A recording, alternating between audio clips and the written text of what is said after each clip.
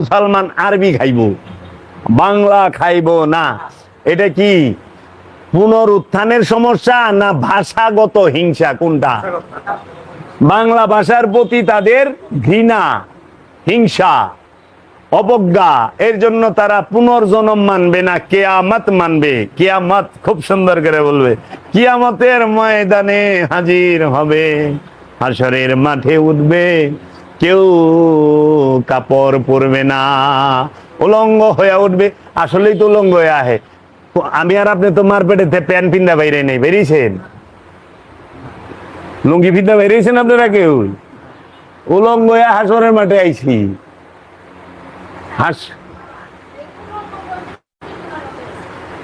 উলঙ্গ বলতে বোঝানো হয়েছে মানে কি কমু, নজরের মধ্যে তার প্যান নাই, প্যান আছে, চোখের মধ্যে পর্দা আছে, এই যে বন্ধ করছি, কিন্তু নজরের মধ্যে প্যান আছে নাই। শরীর তো ডাকছেন কাপড় দিয়া, নজর ঢাকা পারছেন কাপড় দিয়া? কাপড় দিয়ে স্মৃতিরে ডাকতে পারছেন? সাত ঢাকন যায় কাপড় দিয়া, খাবার কাপড় দিয়া ঢাকন যায়, সাত কাপড় দিয়া ঢাকন যায় না। এর জন্য উলঙ্গ, এই নজর উলঙ্গ, নিঃশ্বাস উলঙ্গ, এই জবান উলঙ্গ, এই স্বাদ উলঙ্গ, এই অনুভূতি উলঙ্গ, সবই তো উলঙ্গ। তা হাসরের মাঠে তো উলঙ্গ হইয়াই আটবার লইছেন।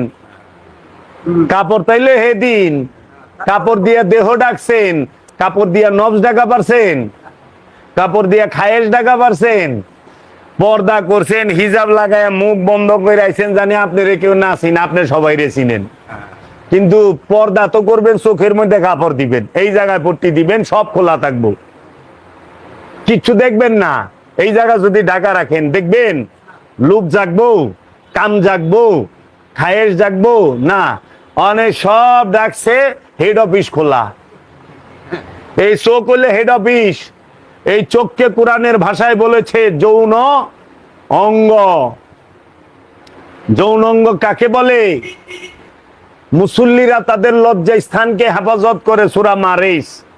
যারা মুসল্লি তারা তাদের লজ্জা স্থানকে হেফাজত করে। এই লজ্জা স্থান বলতে যৌন অঙ্গ না। যৌন অঙ্গ তো এইটাকে শরীরে ডাস্ট বের হওয়ার জন্য প্রস্রাবের রাস্তা, পায়খানার রাস্তা রাখছে, সেখান দিয়ে মলমূত্র ত্যাগ করে মানুষের বিভিন্ন কর্ম আছে। কিন্তু আসল লজ্জা স্থান হলো এই চোখ, দৃষ্টি। মুসল্লি দৃষ্টিকে হেফাজত করে, মুসল্লি স্মৃতিকে হেফাজত করে।